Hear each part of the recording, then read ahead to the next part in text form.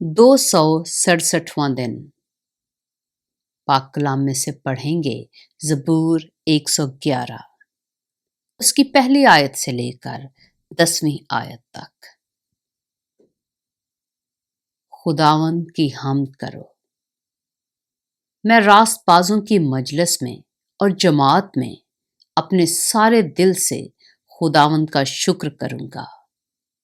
خداوند کے کام عظیم ہیں، جو ان میں مسرور ہیں ان کی تفتیش میں رہتے ہیں۔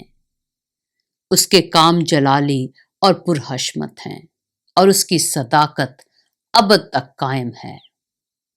اس نے اپنے عجائب کی یادگار قائم کی ہے۔ خداوند رحیم و کریم ہے، وہ ان کو جو اس سے ڈرتے ہیں خوراک دیتا ہے۔ وہ اپنے عہد کو ہمیشہ یاد رکھے گا۔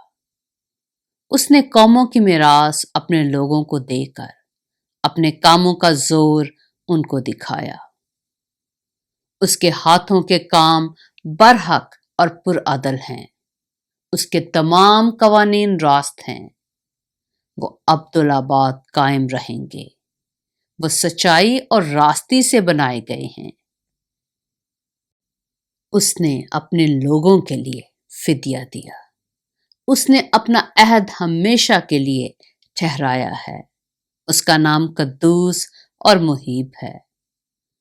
خداوند کا خوف دانائی کا شروع ہے، اس کے مطابق عمل کرنے والے دانش مند ہیں۔